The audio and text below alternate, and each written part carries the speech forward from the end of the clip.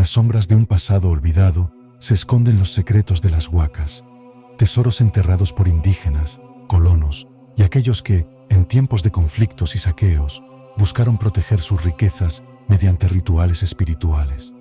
Estas reliquias sagradas se cree que están custodiadas por poderosos espíritus y energías, destinados a impedir que la codicia desate su furia. La tradición advierte que, si alguien intenta desenterrar una huaca con avaricia, el tesoro podría hundirse aún más en la tierra, desvanecerse o desatar una serie de desgracias. Muchas leyendas cuentan que quienes se atreven a perturbar este legado sagrado han sido visitados por visiones inquietantes, enfermedades inexplicables y sucesos que desafían toda lógica. Hay cosas que nunca deberían ser desenterradas, secretos que la tierra esconde por una razón, pero hay quienes, por inocencia o por destino, terminan cavando su propia condena. Hoy te contaré la historia de dos hombres que aceptaron un simple trabajo de excavación, un favor para la dueña de una antigua casa. No sospechaban que bajo sus pies yacía algo más que raíces y tierra, algo que llevaba décadas en la oscuridad. Lo que no sabían era que desde el más allá, alguien velaba por ello, un guardián que jamás lo abandonó y que ahora, despierto por la avaricia ajena, vendría a reclamar su legado.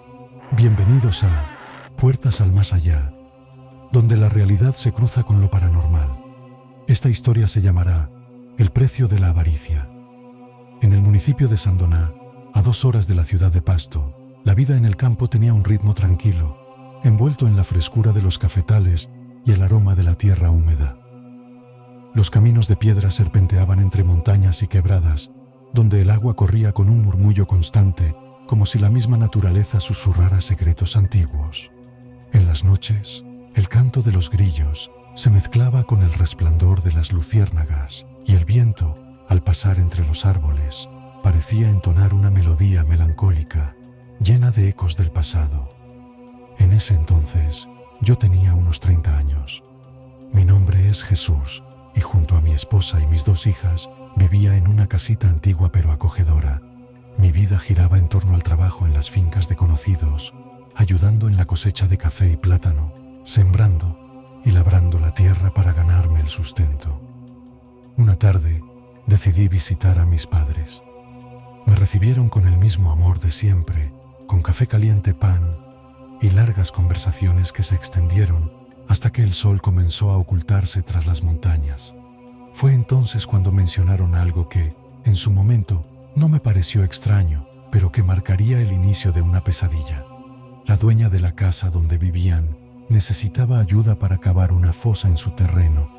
Planeaba construir un criadero de truchas y alguien debía encargarse del trabajo. Yo, acostumbrado a la dura labor del campo, me ofrecí sin dudarlo. No sabía que, al hundir mi pala en esa tierra, no solo removería piedras y raíces, sino algo mucho más antiguo y oscuro, algo que nunca debió ser perturbado. Regresé a casa con algunas cosas que me dio mi padre y le conté a mi esposa sobre el trabajo. Le pedí que hablara con mi cuñado Óscar para ver si podía ayudarme a cavar la piscina para las truchas, ya que en trabajos duros él solía acompañarme. Habíamos trabajado juntos en varias ocasiones, así que sabía que sería de gran ayuda. Mi esposa quedó en hablar con él para ver si estaba disponible desde el viernes hasta el sábado, pues no sabíamos cuánto nos demoraríamos en terminar. Con esto, mis padres le informarían a doña Emilia, la dueña de la casa, que yo iría el sábado en la tarde a realizar el trabajo. Al día siguiente, ya informado, Óscar pasó por mí a las 5:30 de la mañana. Decidimos empezar temprano para evitar el fuerte sol del mediodía, ya que trabajar bajo el calor intenso del verano podía ser agotador. Mi esposa me preparó el almuerzo y emprendimos el camino. Teníamos que caminar aproximadamente media hora hasta llegar al lugar. Al llegar a la casa de doña Emilia, nos presentamos y ella nos llevó a la parte trasera de su terreno. Era un espacio amplio, con suficiente espacio para la piscina que quería construir. Nos indicó las medidas y nos prestó algunas herramientas, palas y picos. Sin perder tiempo, comenzamos a trabajar desde las 6 de la mañana. Para el mediodía ya habíamos avanzado bastante, pero algo extraño sucedía. Desde el momento en que hundimos las palas en la tierra, un escalofrío recorrió nuestras espaldas. A pesar del calor, sentimos un sudor frío en la frente, una sensación extraña que no podíamos explicar. Al principio, lo atribuíamos al esfuerzo, pero con cada palada, la fatiga se hacía más intensa de lo normal. Nuestros cuerpos pesaban como si algo invisible drenara nuestras fuerzas. Finalmente, le dije a Óscar que nos tomáramos un descanso. La tarde había llegado y era hora del almuerzo. Nos sentamos en el mismo pasto donde estábamos cavando. Sacamos nuestra comida y comenzamos a comer, esperando recuperar energías.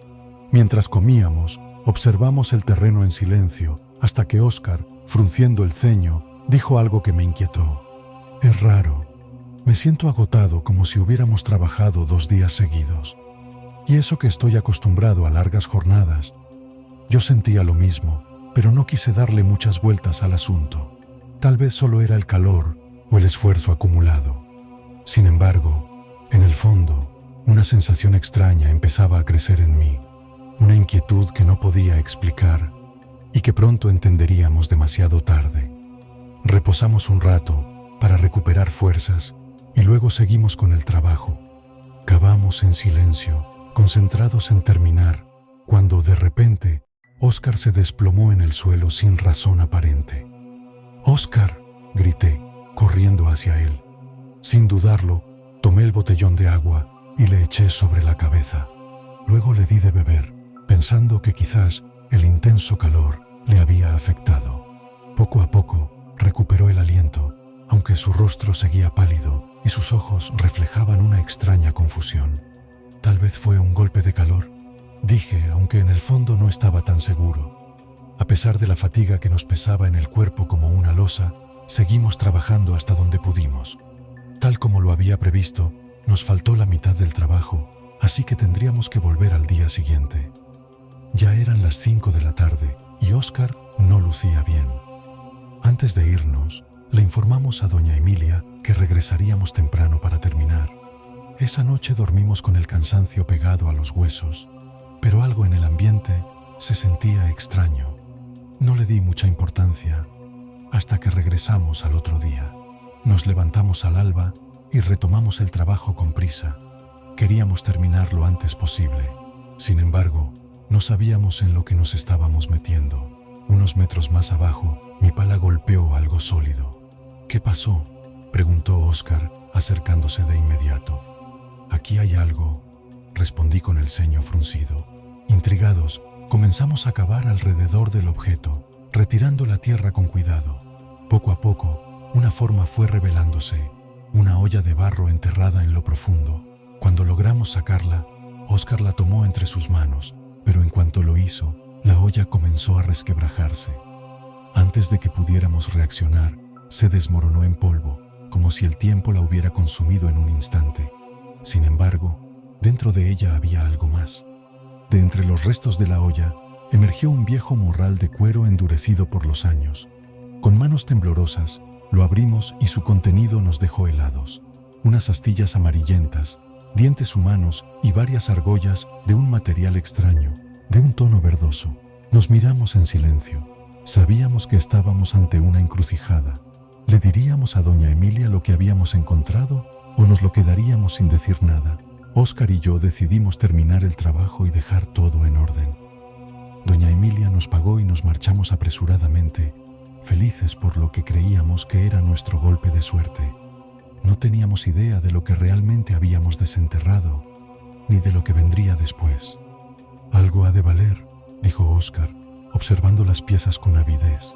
Al otro día sería domingo, así que decidimos esperar hasta el lunes para ver si alguien en el pueblo podía decirnos qué era lo que habíamos encontrado y si tenía algún valor. Al día siguiente, fuimos a ver a un hombre que compraba antigüedades. Observó los objetos con una expresión indescifrable antes de decirnos que no valían mucho, pero que podía comprarlos. La suma que nos dio no fue gran cosa, pero algo era algo. Sin embargo, yo no vendí todo. Me quedé con los aros, un trozo de las astillas y los dientes. No sé bien por qué lo hice, quizá una corazonada o simple curiosidad. Los guardé en una pequeña bolsa y luego, sin pensarlo demasiado, Los puse dentro de una cabeza de un Cristo que tenía colgada en la casa. Fue en ese momento cuando todo comenzó. Y fue ahí cuando entendimos lo que habíamos tomado no nos pertenecía. Desde el principio, algo en aquellas astillas me inquietó. Quizás fue la forma en que se quebraban entre mis dedos, como si no fueran algo más, algo que no debió ser desenterrado. Después de venderlas al primer comprador, la desconfianza se apoderó de mí. Algo en la mirada del hombre no me convencía, como si supiera que nos estaba estafando. Decidí investigar y fui a otro experto en el pueblo. Lo que me dijo me dejó helado. Esto es oro. ¿Dices que lo vendiste por casi nada? Te han engañado. El coraje me hirvió en las venas.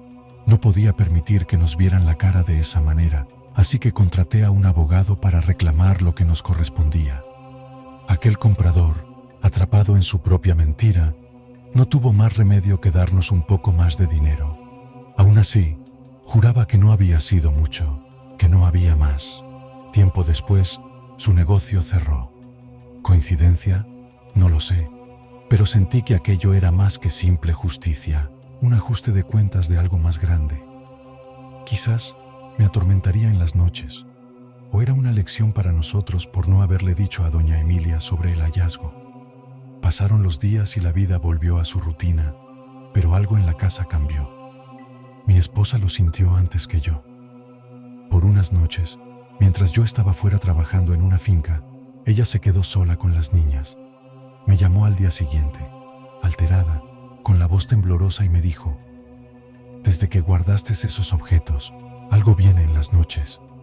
Supe que no estaba jugando cuando la escuché sollozar, pero esta vez el miedo en su voz era real. «¿Qué cosa?», pregunté con el estómago encogido. «Una sombra, un hombre alto, de más de 2 metros, con un sombrero y un gabán largo. Aparece cuando las luces se apagan. Al principio solo me observaba desde la puerta, inmóvil, pero cada noche se acercaba más. Mi piel se erizó. ¿Qué más ha hecho?». Ella tardó en responder, como si le costara decirlo.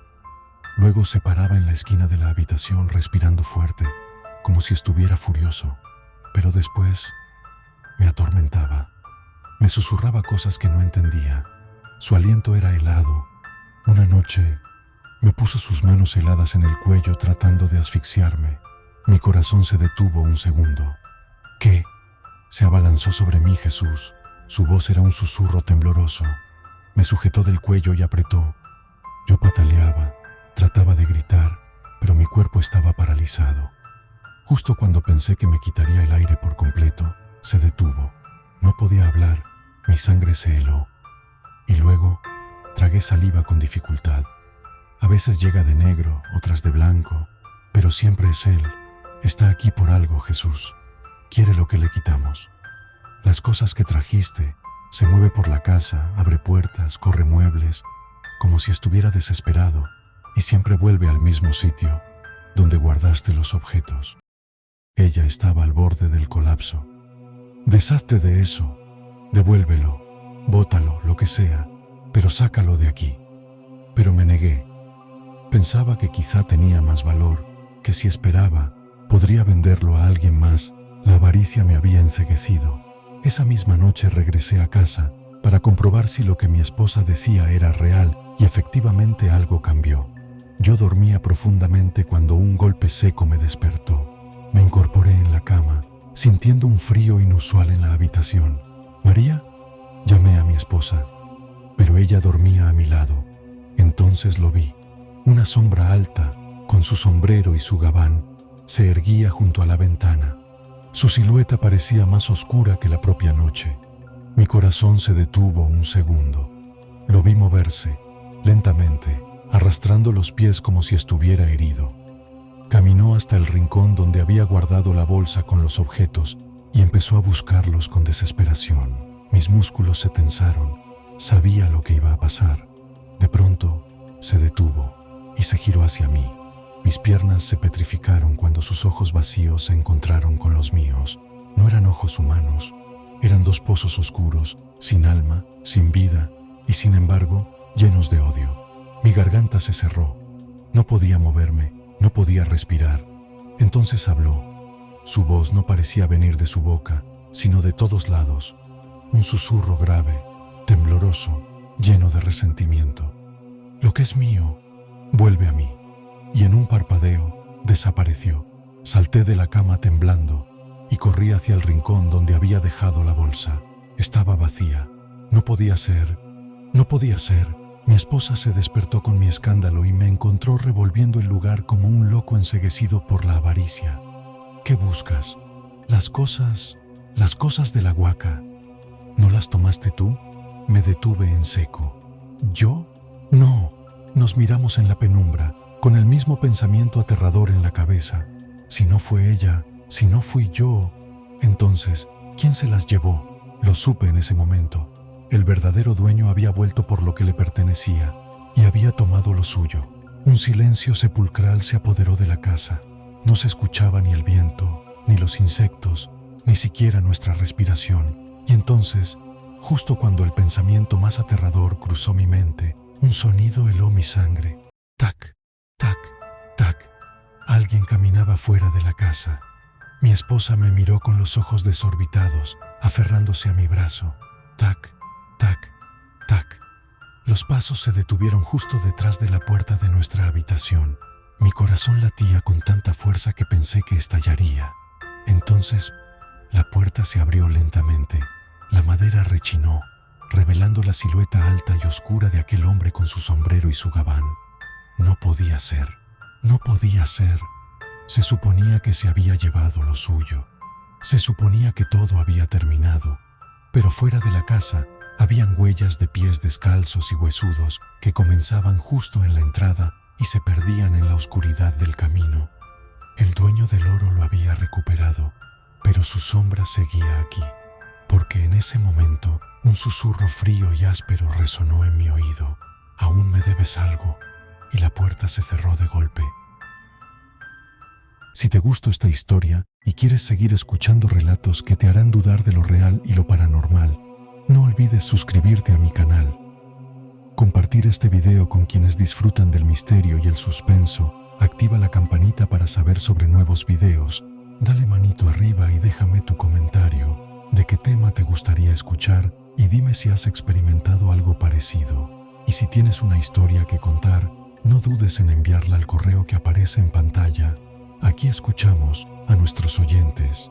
Gracias por escuchar A Puertas al Más Allá, donde la realidad se cruza con lo paranormal. Hasta la próxima.